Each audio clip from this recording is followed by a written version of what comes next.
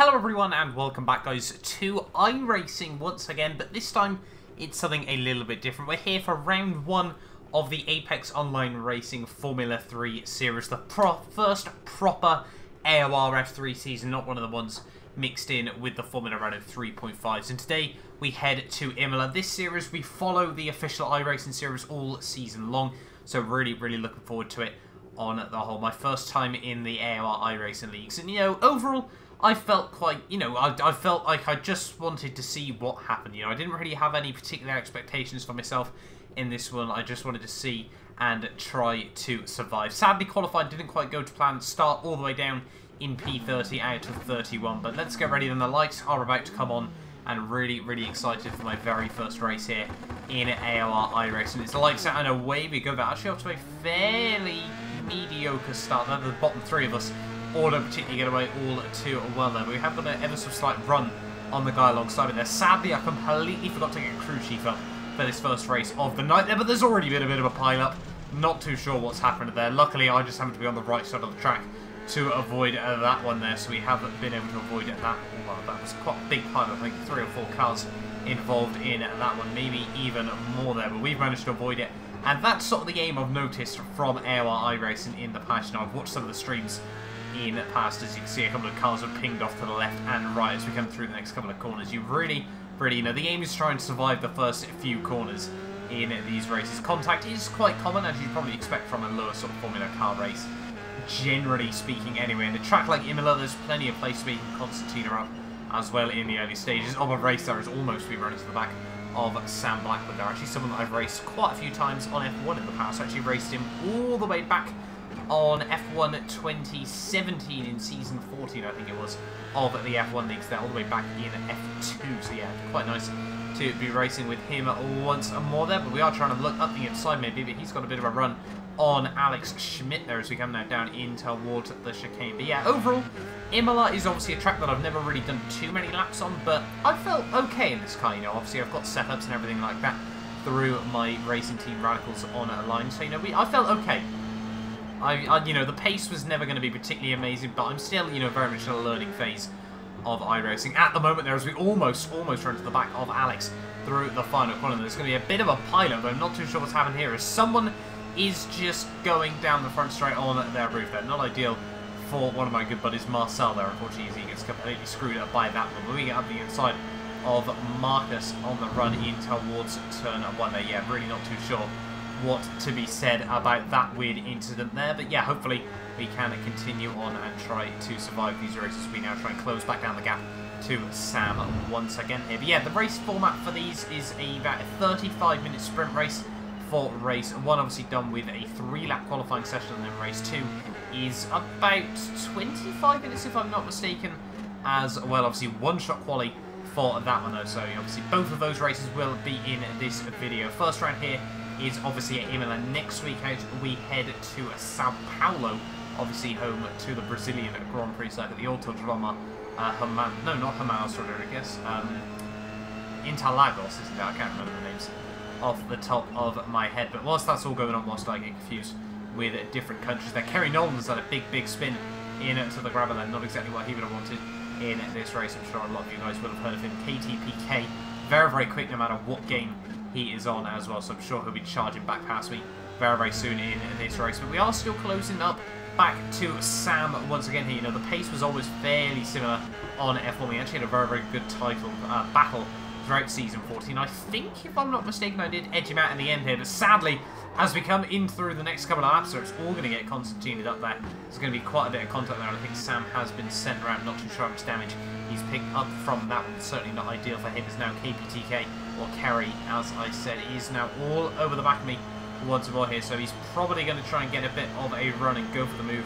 at any opportunity that does arise. Really, I wasn't too worried about trying to defend these sorts of positions there. You see Kerry gets up the inside, I bail out nice and early. They actually dip a wheel on the grass as we come in towards turn 1 there. Jordan Pierce not getting the run that he wanted through turn 1 there. He's going to go exploring the gravel once again now, although he is already a lap down in this race. And I think Christoph Holstein as well, actually one of the guys, Wycoms, in the F1 Esports series there, is not going to have the best run, and unfortunately he's there sat on the inside of the track as well here. So not ideal, plenty of carnage in the opening few laps there as we almost crash out there. That could have been very easily almost a huge mistake there. That's going to give Alexis Bush a run around the outside there. And now we move back down into, I think, P17, almost run wide once again there. That's going to allow Christoph to get a lot closer to me as we come now down in towards these next couple of horrible corners around this place. Really difficult to try and get the car slowed down as you come through there. But myself and Alexis, very similar on pace actually in this race. So we're going to try and close up the gap as we come along the front straight here. I did seem to have a little bit better top end there and a much better run on the exit of the final corner there. So we're going to be side by side as we come up towards turn 1 there. And he's got a bit better top end by the looks of it there. He holds the inside in towards turn 1. We're just going to try and bail out and go for a nice bit of a switch back run there. But sadly, it's not quite going to work out just yet there. And Alexis does hold on to the position for now here as we now come down in towards these next couple of corners here. Just trying to, keep the car sensibly placed. So I'm not trying to make any mistakes just yet there. Now we're going to have a look to the outside of Alexis here as we come in towards the hairpin there. And he's going to give me the room on the exit there. So we're going to go right around the outside there and up into P17 once more in this race. It's a bit weird trying to work out positions on iRacing where I'm not used to it there. Obviously, it is just a relative, but your position is from the start of the lap. As I said, very confusing. Just trying to get used to it. This is one of the first races I've ever sort of commentated, post-commentating on iRacing here. But really after that, we wouldn't actually have that much action throughout a lot of this race. The only thing we'd really get would be Rene Osterkamp. Actually, I think he's a 3-time AOR iRacing champion at this point here. He'd actually, once he'd made his pit stop, he'd obviously fly back past me here. We just tried to go as long as possible in the first stint, and on the end of lap 16, we would be diving in for our one and hopefully only pit stop of this race here as we come down the pit lane. Obviously, a very long pit lane here at Imola as well, and especially at about 60 kilometers an hour, about, what's that, 40 miles an hour probably at the very most. It certainly does take a long old time in these cars here. So hopefully we should be able to get out the pit lane nice and properly there. Someone's engine's blown up in the pits. Don't really want that one happening to you as well. But skipping forward towards the end of the pit lane here, we're going to have a look. Where do we come out in this race? We're actually going to move up quite a few places there, as I think a lot of guys have had issues there. We're going to be ahead of Bruno Dometer, so really happy with that one there. Running up now, and I think P16 of this race. So yeah, we'd actually be able to score points in my very first AOR iRacing race. The top 20 score points in the feature race there, and I think top 16, I think it is, score points in the sprint race as well. So I would quite happily take points in my very first race in AOR iRacing here. You can see that we would just be trying to keep it nice and, consistent over these next couple of laps. On to lap 22, and we really did not have much time left in this race whatsoever here. You can see just making a tiny mistake there. We just don't clip the curb in the right angle there. That's suddenly going to send us spinning there, and that's going to mean we lose the place to Bruno here. We're going to be out just ahead of Evan RTM Ray there, so not really what we needed at this late stage of the race. There's such a costly and stupid error made by myself. We were running so consistently, but sadly a lapse of concentration there. Got a bit unlucky as well with the curb. It's one of those horrible ones where you've either got to commit to fully hitting it or just avoid it like the plague there, and sadly, yeah, that would not be ideal for myself. But there we go, on to the final lap now of this race. We've got Evan all over the back of me as well here, so it looks like we're going to be trying to do a bit of a defensive job here. I have got a little bit of floor damage now as well, if I'm not mistaken here, so that's going to give Evan a brilliant run down around the outside in towards Timon here. We try to defend that, almost a bit of contact made up between their powers that get very close to rubbing wheels there. We do hold on for the position for now, but just look at the run. He's able to get down the straights at the top end. This floor damage really is costing me here, as you can see, coming through the next couple of corners in towards the hairpin. Probably actually one of my strongest corners there. Evan once again tries to dive it up the inside, just shows the nose, and I have to try and give him the room there. Obviously I don't have the spotter, so I sort of notice it in my peripheral vision there, and sadly, it's just a case of, well, I wouldn't say guesswork, but certainly a bit more guessing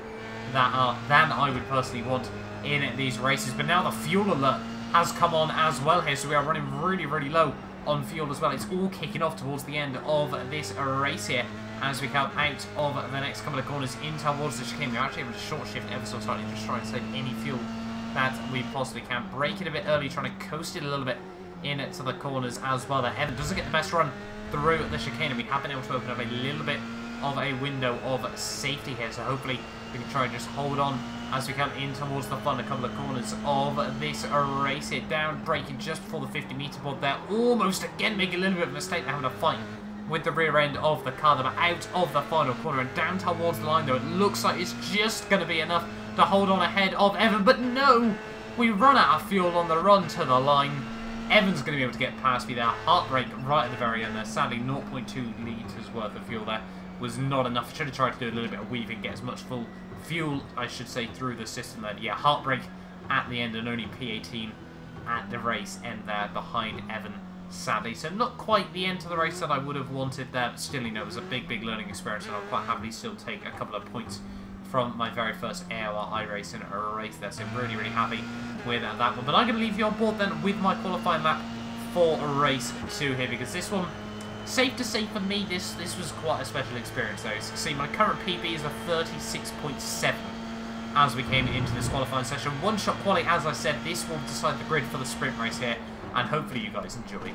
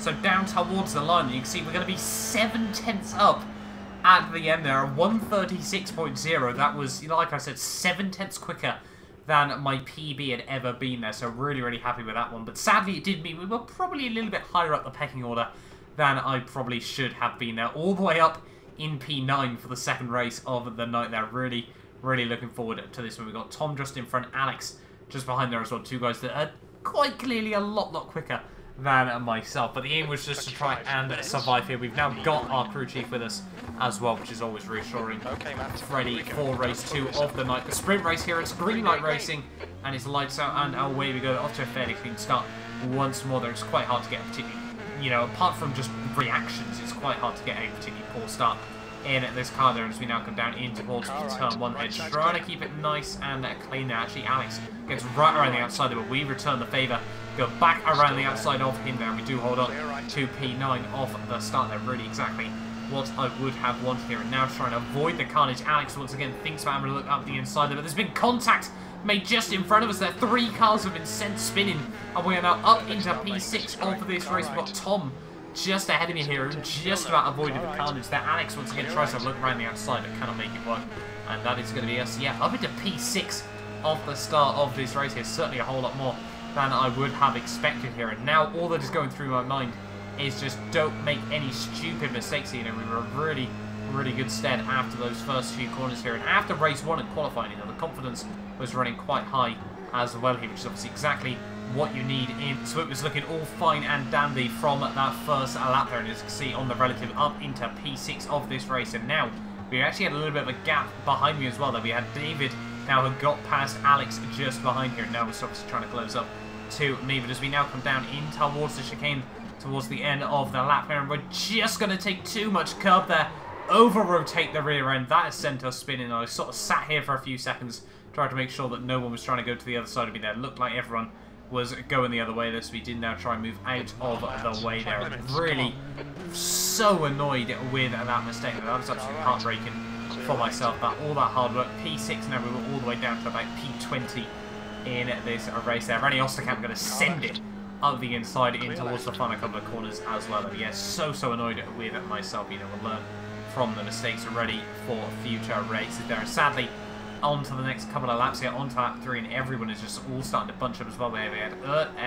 Ilka, I think that is Ilka Lindstrom as well, makes a big mistake on the next lap there. Sorry, I probably butchered your name in this one as well here. But we now got Alexis just in front of me once more here, and everyone's starting to just bunch up through the next couple of corners there. We had Daniel J. Morris actually almost running to the back of me as well. That Marcus now capitalises on that one, and now we've got a bit of a slowdown penalty as well, which is certainly not what we need at this stage of the day there. I think we've got Alexis still all over the back of Rene Osterkamp here, but over the next couple of laps we will be able to make up a few places through other driver errors once more here. We're now all over the back of Bruno once more here. He's all over the back of Luca Varani here, and Luca is just going to make a slight mistake there. We're all going to get checked up in towards the final couple of corners there, and it's all going to go horribly wrong for all three of us there. Really not what any of us wanted. I go over Bruno's rear wheel there. I think that was in the end. That's going to be a whole host of suspension damage and issues for myself there. I think all three of us kind of got screwed by that one there. And just such a messy incident between all three of us. Not really too sure. I think we're probably all to blame there. Just a bit of Constantina and everything like that. Sadly, that would basically mean the second race of the line. There was nothing more really to do. I just wanted to make it through to the finish, get some laps down in the car there, sadly, at the end of the day. But through the final corner, then it's going to be P20 in the sprint race there. No points there from that second race of the night, but certainly quite a learning curve as well. As we come down towards the line, P18 and P20, we can take that one.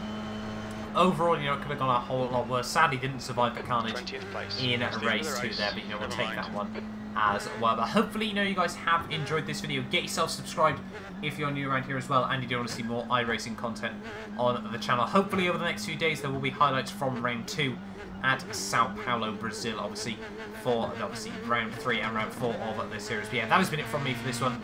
As I said, get yourself subscribed if you're new around here as well. Plenty more iRacing content coming to the channel over the coming weeks. But yeah, like I said, that is it from me for this one, and I will hopefully see you guys next time for round 2.